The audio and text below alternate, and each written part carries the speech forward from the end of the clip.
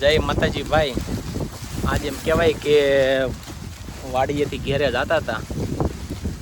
પણ આજ એક જૂની જે અમારા વર્ષો પહેલાં જે મારા દાદા, જો કે અત્યારે તો ભાઈ દેવ થયા છે, અવસાન પામ્યા છે, પણ આજે યાદ આવી કે અમે જ્યારે નાના નાના હતા ને ભાઈ, તે ઘોડી લઈને જતા ને ત્યારે મારા દાદા આ રીતે ઘોડી માથે પૂળાવો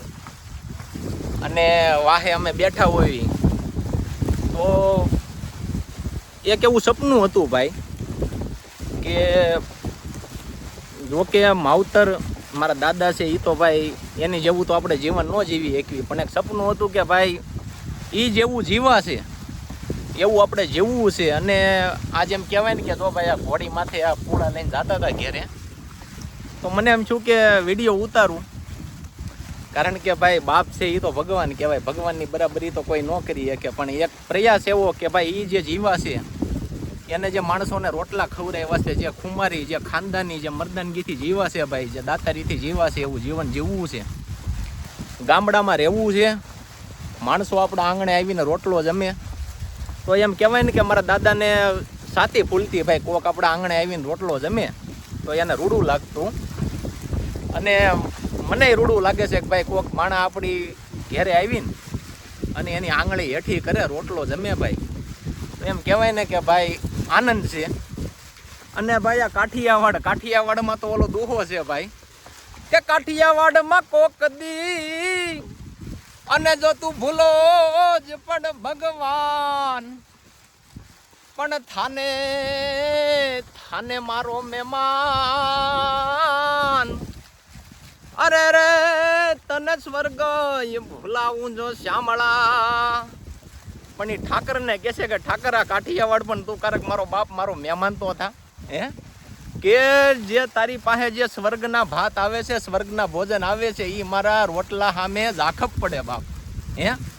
અને એવા આવકારાથી ભાઈ એમ કહેવાય ને કે ભાઈ મારા બાપનો બાપ મારો દાદો જીવો હતો.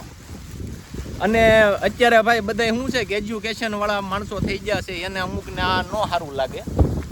પણ ભાઈ આપણે નક્કી કર્યું છે કે જેવો આપણો બાપ કુમારી ખાનદાની મર્દાનગીથી જે રીતે જીવાતા ને ભાઈ, એ રીતે જીવવું છે. અને આંગણે આવે એને રોટલો જમાડવો છે ભાઈ. કોઈક ગરીબ માણા હોય તો એના દુઃખમાં ભાગીદાર થવું ભાઈ, ભલે આંખની ઓળખાણ ન હોય. તો મારો બાપ આવો તમે બધા મહેમાન થવા, અમને રૂડું લાગશે ભલા માણા, બરોબર છે, ઘર સમજીને આવો.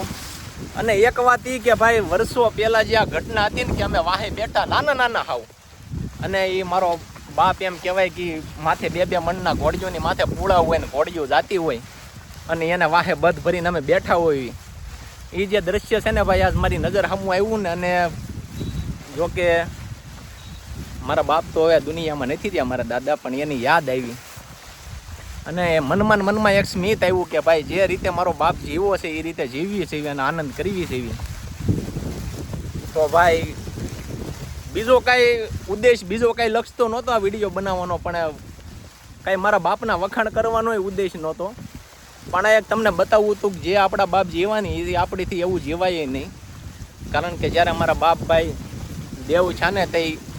એક એવું પરગણું નહોતું કે નથી માણા ન આવ્યા હોય ને એક એવું વરણ નહોતું કે ન આવ્યું હોય ભાઈ, 18 વરણ આવ્યા હતા. ફેર પોરબંદરથી મારા ભાઈ રબારીઓ આવ્યા હતા ને ભાઈ રોયા છે એ, અને રબારીનો રોટલો એવો ભાઈ મોટો,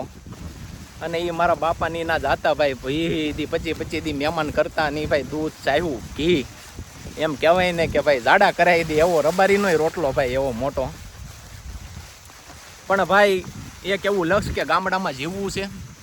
અને ગામડા બાજુ બધા સુવન્યાઓને વાળવા છે કે ભાઈ ગામડા બાજુ આવો, આ ધરા તમને પોકારે છે. તો હવે બીજું તો કાંઈ નથી કેવું ભાઈ, પણ જય માતાજી ભાઈ.